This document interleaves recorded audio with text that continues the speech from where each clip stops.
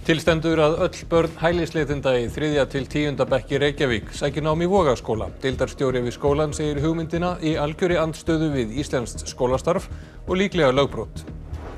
Samtök ferðaþjónustunnar vilja að gerð verði úttekt á sölu notaðra bílaleigubíla eftir að bílaleigan Procar varð uppvísað því að eiga við kílómetramæla. Fólk sem keypti bíla sem átt var við hefur áhyggjur af stöðu sinni.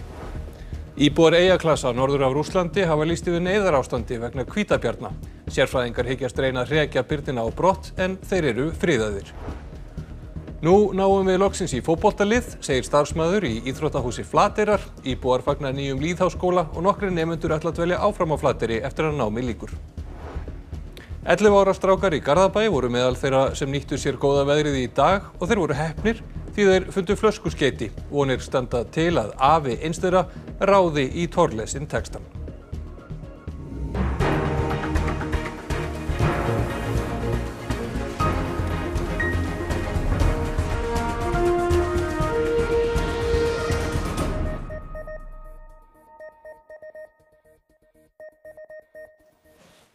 Gott kvöld. Börn umsækjenda alþjóðlega vernd í Reykjavík munu öll sækja nám í Vogaskóla verði hugmyndir borgaryfirvalda að veruleika. Deildarstjóri í skólanum gagnrýnir þessar hugmyndir harðlega því þær mismuni börnum vegna uppruna. Hér á landi búa fjölmörg börn innflytjenda, flóttafólks og umsækjenda alþjóðlega vernd. Í skýrslu starfshóps móttöku og aðlögun þeirra í skóla og frístundastarfi frá því í fyrra meðal annars lagt til að stofnuð verði stoðdeild við einn grunnskóla í Reykjavík þar sem þróað verði starf fyrir börn í 3. til 10. bekk sem þurfa sértækan stuðning. Í þessum hópi eru börn flóttafólks, umsækjenda alþjóðlega vernd og í einhverjum tilvikum börn innflytjenda. Börnin verða að hámarki 9 mánuði í stoðdeildinni áður en þau hefja nám í heimaskóla að því gefnu að þau fái stöðu flóttamanns. Nú stefnt að því að opna þessa deild í Vogaskóla.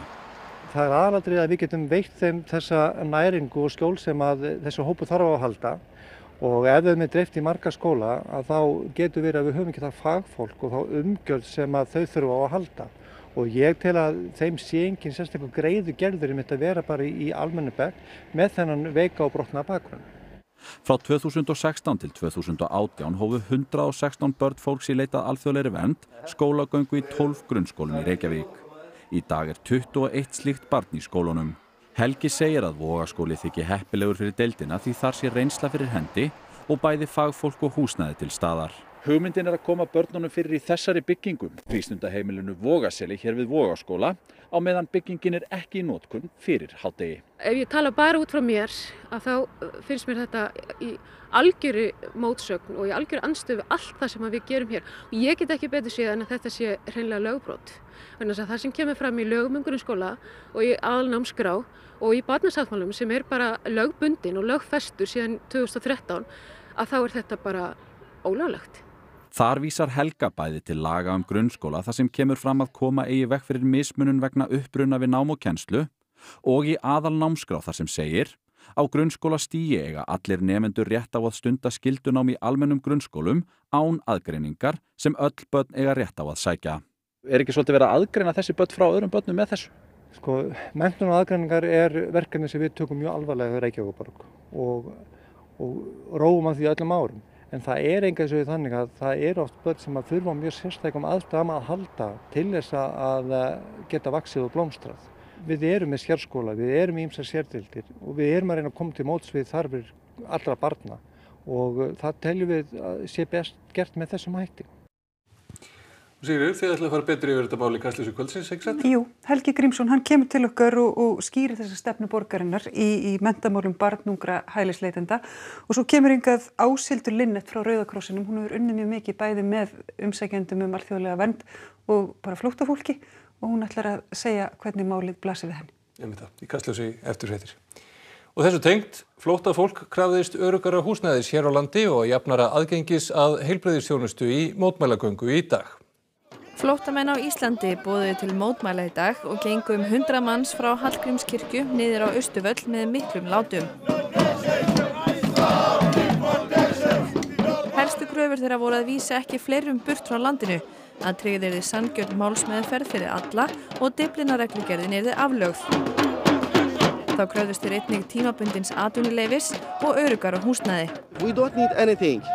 We don't want to live, we don't need money from the government to pay for us, we can't work, we can't do anything. We come here just, we need safer place to live. Krafa þeirra jafnari aðgang að heilbrigðisþjónustu var hávær og gátu mótmælendur sagt fjölmargar sögur af því að hafa verið neitað læknisþjónustu. People, they need to go to the doctor for operation, they say no, you cannot do anything because you don't have a kidney thaler. Okay, supposed to be give kidney thaler, temporary kidney thaler for asylum seeker, then they can do a lot of things. We have many people, like, for example, let us give example, this man right here. He need to do operation. Is he going to have a cancer if he don't have operation? They told him, no, we cannot give you, we cannot operate you because you have a Dublin case.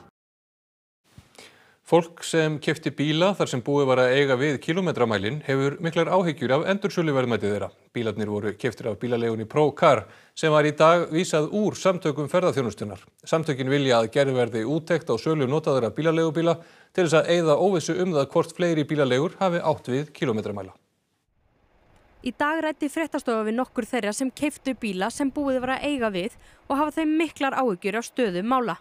Einn eigandinn ætlaði að setja bílinn á sölu í þessari viku og hefur miklar áhyggjur á áhrifum þessa á söluverðmæti bílsins. Framkvæmdastjóri félags bifreiðaeigenda segir kaupendur þessara bíla standa frammi fyrir gríðarlegu tjóni. Núna liggur fyrir vitneskja það. Þeir eru búin að gangast við að hafa verið að eiga við alla þessa bíla og hugsanlega eru það fleiri, við vitum það ekki. Og auðvitað verður þá ákveðin stimpill á bílum sem hafa verið í eigu þessa fyrirtækis.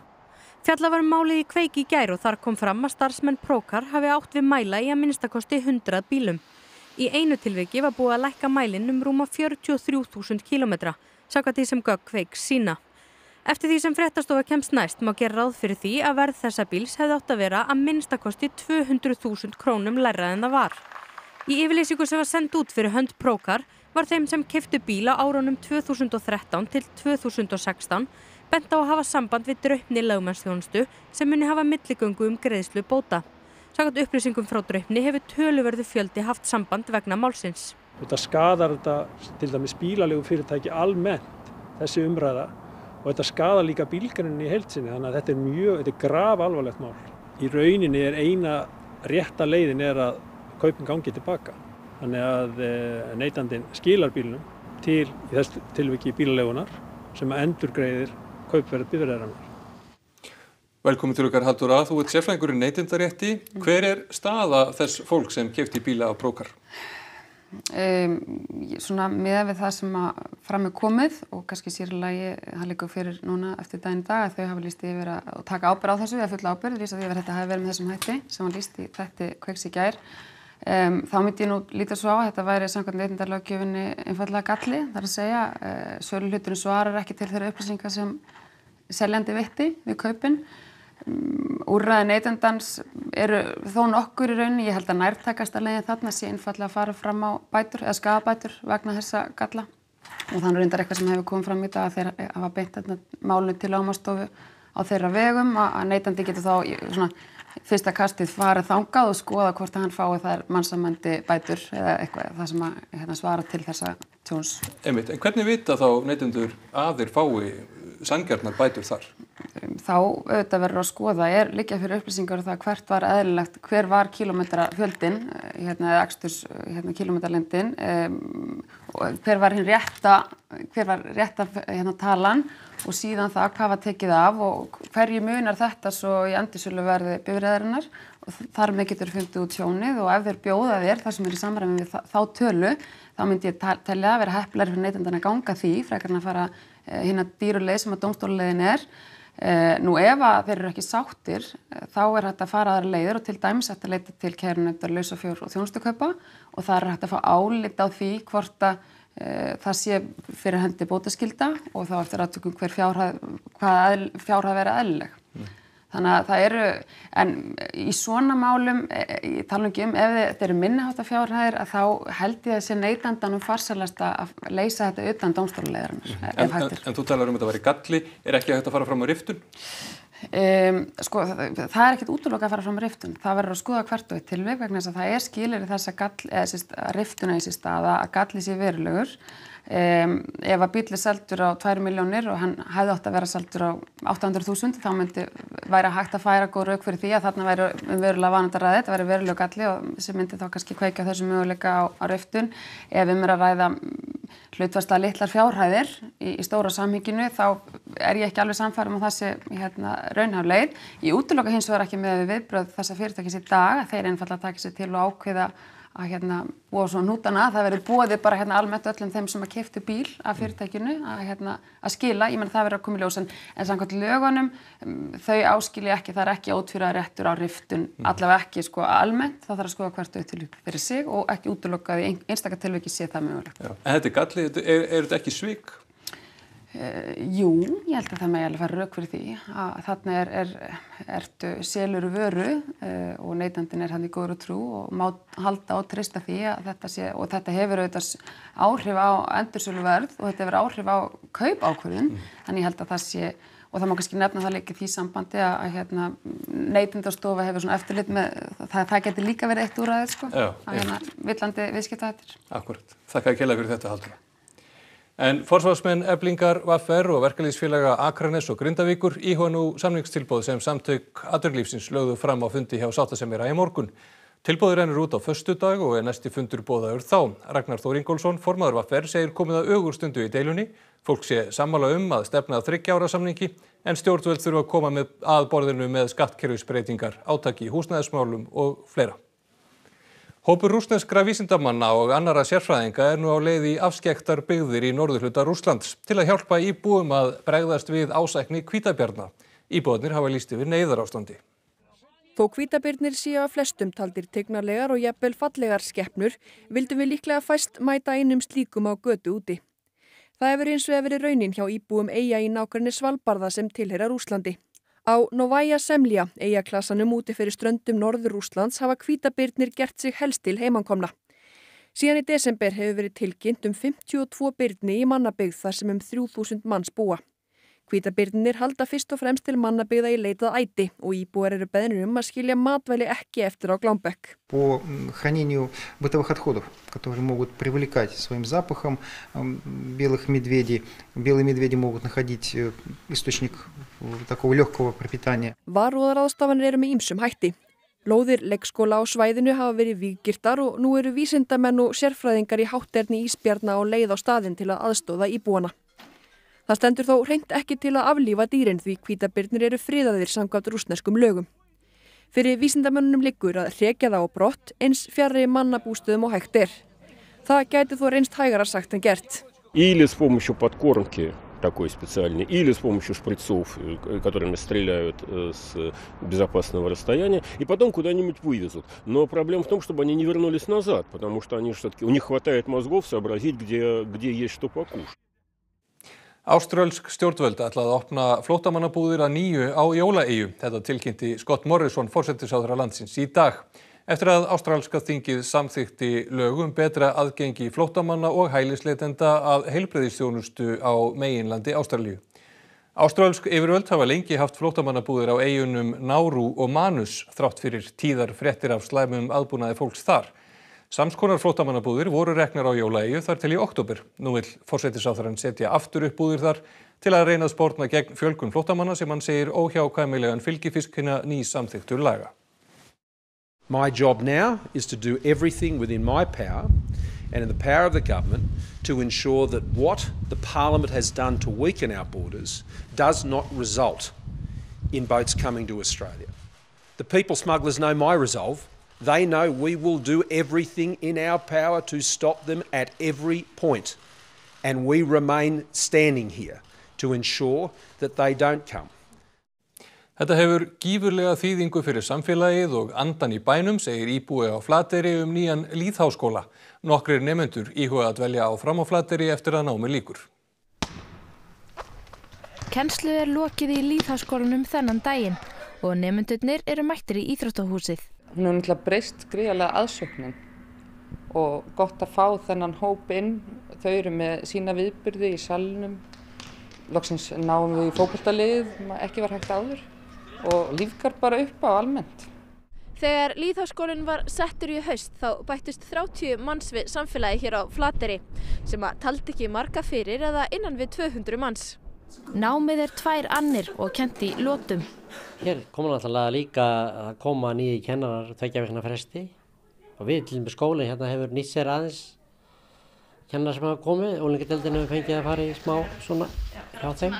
Það verður ábyggilega bara aukning á því og gott sko. Þetta hefur gríðarlega þýðingu, bæði fyrir samfélagið og bara svona, hvað við segja, bara móralinn í bænum, hann mikið svona léttari og mjög gaman að fá svona mikið af ungu fólki og svo hefur þetta svolítið áhrif á verslun og við sjáum það mjög góð. Í svo litlu þorpi hefur verslunin barist í bökkum og nú í endurfjármögnun. Þá stendur fiskvinnslan höllum fæti en illa gengur að nýta byggðakvóta þorpsins. Og auðvitað þurfum við náttúrulega bara að byggja okkur upp og ekki vera með eggin öll í sömu körfunni eins og hefur verið kannski öll þessi ár að vera að stóla alltaf á sömu hlutina eins og fiskinn og þetta. Við getum gert margt meira sko og það þarf bara nýjar hugmyndir og ferskan anda inn. Og lýðháskólinn kannski dæmi það? Algjörlega. Og hrifningin virðist vera gagnkvæm. Ég bjó úti lengi í stórborgum í Singapúr og Shanghai og það er svona rosa breyting að koma frá 5,6 milljón manna borg í 150 manna bæ. Svona gaman að vera í svona litlu samfélagi þar sem allir þekkjast og flestir vita hvað maður heitir og eitthvað svoleiðis. Geturðu hugsað að vera hérna áfram? Já, algjörlega. 5 af 36 börnum leik- og grunnskóla Flateyrar eru á Flateyri vegna lýðháskólans. 2 þeirra eru börn Ídu. Ef við fáum gott og þægilegt húsnæði hérna fyrir okkur, þá verðum við alveg eitthvað áfram sko. Krökkunum líður vel hérna og við höfum bara góða að hérna. Hefðirðu tekið skrefið ef það hefði ekki verið skólinn til að koma? Nei, þá hefði ég örugglega aldrei þorað að pröfa þetta sko. Leiðsögumönnum með hreindýraveiðum líst illa á hugmyndur að seinka upphafi veiða til að lengja greiðatíma eftir burð. Mikilvægt sé að hafa nægan tíma til að ná kvótanum, annars sé hætt við að hjarðirnar verði fyrir of miklu álagi. Eins og fram hefur komið lætur umhverfisráðuneytið nú kanna sérstaklega afdrif hreindýrskálfa sem missa móður sína þegar veiðar hefjast.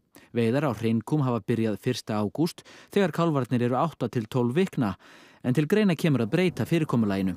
Ráðum velferð dýra skoðar málið og útgáfu hreindýrakvóta fyrir næsta tímabil hefur seinkað.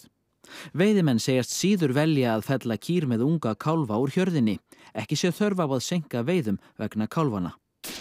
Þá þarf væntanlega að lengja veiðitíman í hinn endan, aftur í haustið, þá mest til 30. september, þá verri veður.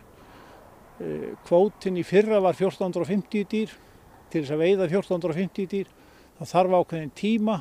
Í Noregi fá kálfar lengri tíma með mæðrum sínum áður en veiðar hefjast, en þar gengur líka mun verðan á kvótanum sem ætlað að halda stofninum í skefjum. Veiðimenn óttast að ef þrengt að veiðitíma aukist álag á hjarðirnar.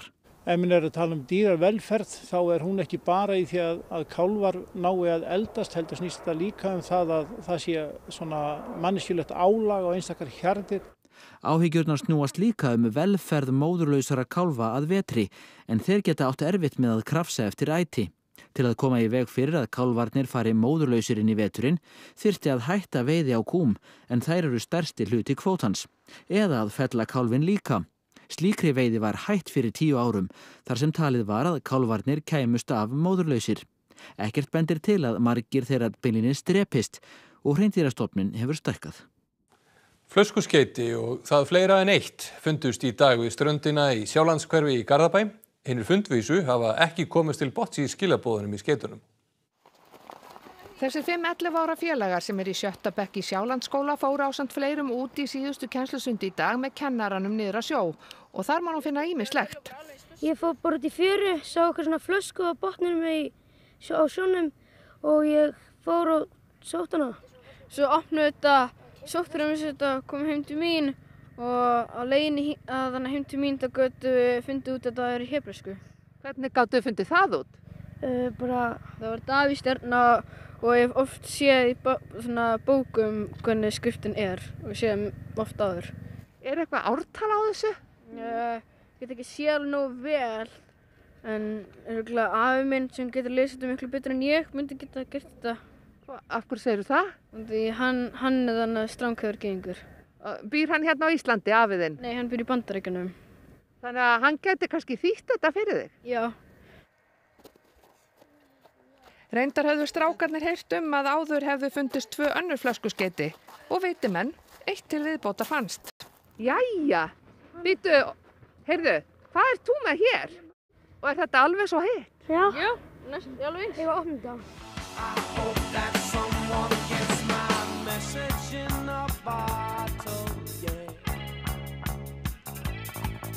Þetta er ekki eins. Hæ? Ó, nei. Þetta er ekki eins. Þetta er ekki eins. Farið þið ekki núna beint að rannsaka? Jú, ég ætla örugglega að senda myndir til afa míns. Og þið vitið þá að það eru fjársjóðir sem leynast í fjörum? Já. Það er ekki ýkt í teiknumyndum. Það er ekki ýkt í teiknumyndum? Nei.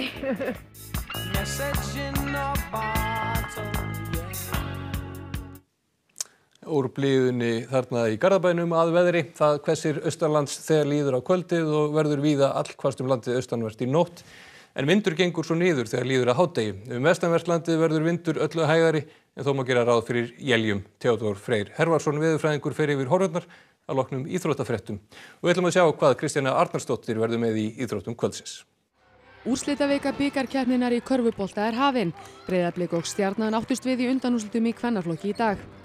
Landsliðsfyrirliðin Helena Sverrisdóttir verður í eldlínunni með Val gegn Snæfelli í seinni undanúrslita viðureigninni í kvöld. Þetta verður fyrsti bikarleikur Helenu í höllinni í 12 ár. Ole Gunnar Solskjær, þjálfari Manchester United, þurfti loks að játa sig sigraðan í gærkvöld. United tapaði fyrir PSG í 16 liða úrslitum meistaradeildarinnar. Og þá ætlum við að rifja upp það sem var helst í þessum fréttatíma. Til stendur að öll börn hælisleitenda í 3. til 10. bekk í Reykjavík sæki nám í Vogaskóla. Deildarstjóri við skólann segir hugmyndina í algjöri andstöðu við íslenskt skólastarf og líklega lögbrot. Samtök ferðaþjónustunnar vilja að gerð verði úttekt á sölu notaðra bílaleigubíla eftir að bílaleigan ProCar varð uppvísað því að eiga við kílómetramæla. Fólk sem keypti bíla sem átt var við hefur áhyggjur af stöðu sinni. Íbúar eyjaklasa norður af Rússlandi hafa lýst yfir neyðarástandi vegna hvítabjarna. Sérfræðingar hyggjast reyna að hrekja birnina á brott en þeir eru friðaðir. Nú náum við loksins í fótboltalið, segir starfsmaður í íþróttahúsi Flateyrar. Íbúar fagna nýjum lýðháskóla og nokkrir nemendur ætla að dvelja áfram á Flateyri eftir að námi lýkur. Og 11 ára strákar í Garðabæ voru meðal þeirra sem nýttu sér góða veðrið í dag og þeir voru heppnir því þeir fundu flöskuskeyti. Vonir standa til að afi eins þeirra ráði í Thorlesen textan. Þessu fréttatíma er að ljúka og komið að íþróttum að veðri og kastljósi. Næstu fréttir verða í útvarpi og sjónvarpi klukkan 10 í kvöld. Segjum þetta gott að sinni, verið sæl.